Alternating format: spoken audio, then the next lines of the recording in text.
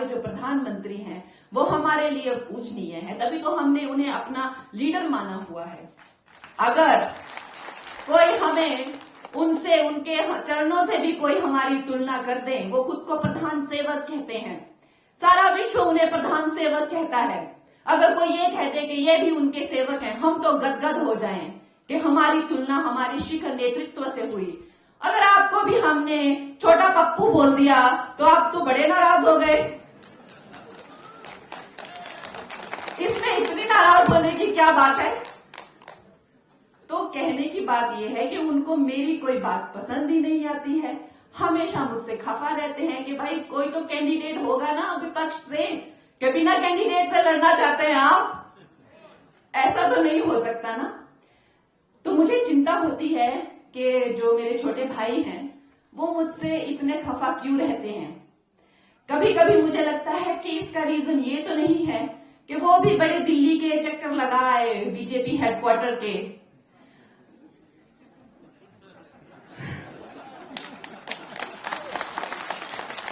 बड़े चक्कर लगाए उन्होंने बीजेपी हेडक्वार्टर के। अब लगता है बहुत जल्दी भैया मेरी टीम में दिखेंगे, इसलिए मैं कुछ ज्यादा नहीं बोलना चाहती, क्योंकि कभी हम भी ऐसे ही दिखेंगे बैठे हुए, है ना। तो ये बात मैं सब भविष्य की संभावनाओं को लेकर ही चली हूं। तो उनको ये बड़े कष्ट होते हैं कि कंगना जो है वो इतनी दूरदर्शी क्यों है, इतनी ज्यादा उसमें बुद्धि क्यों है। 2014 में जब बीजेपी की पार्टी आई थी तो हमारी जो फिल्म इंडस्ट्री है उसे तो जिहादियों का, जो पूरे लेफ्टिस्ट होते हैं, बुद्धिजीवी, इनका गढ़ माना जाता है। वहां पे हिंदूवादी सोच होना और हिंदू सरकार की या इस तरह की सनातनी सोच होना तो मतलब आत्महत्या करने के बराबर है। और उसको बता देना, उस टाइम पर मैंने कहा था, उस टाइम पर कुछ 2-3 लोगों ने जो नरेंद्र मोदी जी का समर्थन किया था, 2014 में मैंने नरेंद्र मोदी जी का समर्थन किया था। तब से लेकर आज तक मैं ऑफिशियल कार्यकर्ता ना रही हूं, लेकिन मुझ पर हर रेड से लेकर, मेरा घर तोड़ने से लेकर, मेरे चरित्र का जो है पूरी तरह से छिन्न भिन्न होकर पूरी तरह से जो है वो मुझ पर हर वार हुआ है। तो पीछे से, बिहाइंड द सीन, मैंने भी पार्टी के लिए पूरी तरह से एकाग्रता से अपने सर्वस्व समर्पित किया है पिछले 10 सालों से बिहाइंड द सीन। और हमें दोस्तों ऐसे लोगों की भी बहुत जरूरत होती है जो अलग अलग, जो डॉक्टर हैं, इंजीनियर हैं, एक्टर हैं, क्योंकि ये कार्यकर्ता होना जो है ये एक भाव है और ये भाव हमें हर एक में जागृत करना है। दोस्तों, आप लोग जिस तरह से एक हमारे लिए एक इंस्पिरेशन है, हमारे लिए एक प्रेरणा है। आप लोग गांव गांव में जाएंगे, आप लोग लोगों से बात करेंगे और ये जो है ये इस चुनाव को हमारे लिए सफल बनाएंगे। जितना भी हम मोदी जी के काम के बारे में लोगों को बताएं उतना ही कम है। जैसे महेंद्र जी ने कहा, जितना बताएं उतना ही कम है। ऐसी कौन सी चीज है जो उन्होंने हमें दी नहीं है? प्रधानमंत्री आवास योजना से घर, हमारे चूल्हों में आग, आधुनिक चूल्हे उन्होंने हमें दिए हैं।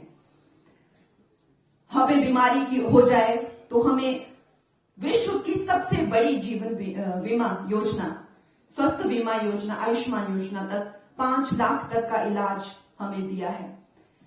हमें जो है जनधन योजना के अंतर्गत अकाउंट्स खुला के 50 करोड़ से ज्यादा अकाउंट खुलवाए हैं और आज उन अकाउंट्स को यूज किया जा रहा है, चाहे वो किसान सम्मान निधि योजना हो, चाहे वो बच्चियों को छात्रवृत्ति देनी हो, चाहे जो भी। तो दोस्तों, हमें कोई कमी छोड़ी नहीं है, लेकिन कमी शायद कहीं हमारे ही प्रयास में रह गई थी कि जैसे कहा गया कि हमारा जो विकास का रथ था वो इस तरह से रुक गया।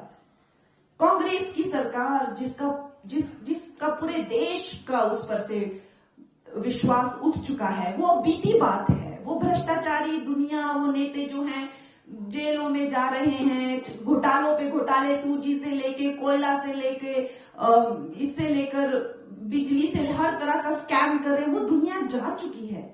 अब हम एक नए युग में है, ये राम युग है, ये नया युग है, ये सुशासन का युग है।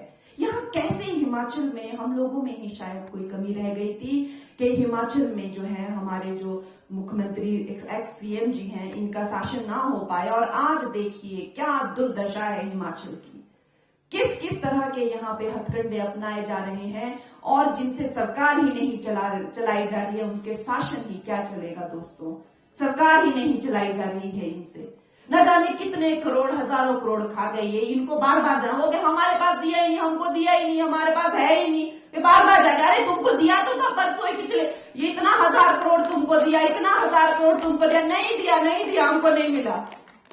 बस क्या करना है, ये तो सब पुराने जमाने के स्टाइल हैं। अब ये लोग को कैसे, ये लोग जो भी जिस तरह से बातों से लोगों को बहलाते फुसलाते हैं। बिजली, कितने 1000 गांव थे जब हमारे देश के 70 साल आजाद होने को हो गए, लेकिन बिजली नहीं मिली थी। इस देश की बिजली ये लोग कोयले घोटाले में खा गए पूरी की पूरी। तो कितने 1000 गांव को तो मोदी जी ने बिजली लाके दी। पानी नहीं था दोस्तों, हमारे यहाँ पे कितने लाखों नल, हिमाचल में कितने लाखों नल तो मोदी जी ने लगवा के दिए। तो ऐसा कौन सा क्षेत्र है जिसमें वो काम नहीं कर रहे। लेकिन हमें भी तो मौका देना पड़ेगा दोस्तों, और ये मौका चूकना नहीं चाहिए, क्योंकि अगर ये मौका चूक गया तो हम हिमाचल प्रदेश वाले बहुत पीछे रह जाएंगे। जिस गति से आज पूरा राष्ट्र चल रहा है, कहा तो हम 11वीं 12वीं पता नहीं कौन सी लड़खड़ाती इकोनॉमी की, और कहा तो अब हम 5वीं तीसरी पहली इकोनॉमी की बात कर रहे हैं। दोस्तों अब ये मौका हमें सारे राष्ट्र के साथ कदम से कदम मिलाकर चलना है। और एक बात आप कभी मत भूलिएगा, आप मत भूलिएगा कि जब इस विश्व के सबसे लोकप्रिय नेता को अपना प्रत्याशी चुनना था तो उन्होंने आपकी मंडी की, कुल्लू मनाली की बेटी, एक पहाड़न को चुना, कंगना रनौत को चुना। यह बात आप कभी मत भूलना। और जब यहां से लीड आए तो यहां से एक ऐसी ऐतिहासिक लीड आए कि ये बात दिल्ली तक गूंजे कि कुल्लू मनाली ने अपनी बेटी को ऐसी ऐतिहासिक लीड दी। दोस्तों ये बात तो तय है कि आएगा तो मोदी ही। तो जिस तरह यहां पर एक सिंगल इंजन की सरकार से कुछ नहीं हो पा रहा है, यहां किसी और प्रत्याशी कोई कुछ नहीं कर सकता है, करेगा तो मोदी ही। तो आपने ये ध्यान रखना है कि ये मंडी की बेटी वहां तक पहुंचे, आप लोगों के लिए काम करे, दिल्ली में आप लोगों के लिए आवाज उठाए, इस दुनिया के सबसे बड़े संवैधानिक मंदिर लोकसभा में पहुंचे। दोस्तों इसी के साथ अब हमारा काफी मिलना जुलना रहेगा। और क्योंकि आज ऐसी सम्मेलन था तो मैं ये भी कहूंगी कि चाहे वो सुरक्षा हो, चाहे वो महापुरुषों को सम्मान देने का काम हो, अंबेडकर जी के नाम का तो इन्होंने इस्तेमाल किया, लेकिन इन्होंने अंबेडकर जी को कभी सम्मान नहीं दिया। अंबेडकर जी के 5 तीर्थ मोदी जी ने घोषित किए हैं, जो उनके जन्म स्थान थे, पढ़ने के स्थान थे, जहां जहां वो रहते थे, वो 5 तीर्थों का नाम उन्होंने उन्हें दिया है। और ये कोई स्ट्रेटजी उनकी नहीं है। उन्होंने सुभाष चंद्र बोस जी का भी कोई जॉर्ज पंचम को वहां से हटा के, उसकी मूर्ति को वहां से हटा दिया, उसका नाम था राजपथ का नाम कर्तव्य पथ रखा और वहां पे सुभाष चंद्र जी की मूर्ति लगाई, सरदार वल्लभ जी की। उनकी कोई कुछ उनका भाव है देश के। भाई देश प्रेमी तो देश प्रेमी ही रहेगा, वो चाहे नेता हो चाहे अभिनेता हो, देश प्रेमी तो देश प्रेमी होता है। तो दोस्तों उनके देश प्रेम ने आज ये सब ऊर्जा हमें जगाई है, ये सब देश प्रेम की अग्नि हमारे दिलों में जलाई है, और ये ज्वाला जो है एक दीपक का काम करेगी और इस देश का जो है मार्गदर्शन करेगी। दोस्तों ये 2024 के लोकसभा के चुनाव में आपको ये मंडी का जो मोती है मोदी जी की गोद में, उनकी झोली में डालना है। जय श्री राम। धन्यवाद जी।